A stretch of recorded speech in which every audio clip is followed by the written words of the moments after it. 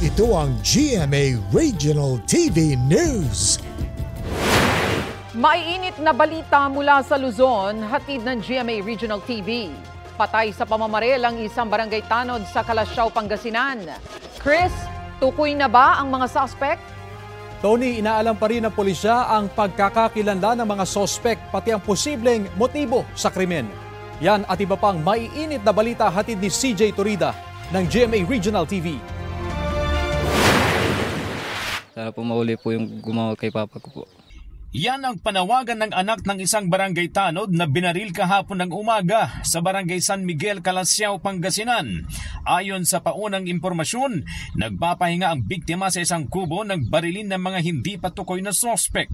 Nagdamo siya ng tama ng bala ng baril sa iba't ibang bahagi ng katawan. Sabi ng anak ng biktima, wala silang alam na kaaway ng kanilang padre de pamilya. Iniimbestigahan na ng pulisya ang insidente.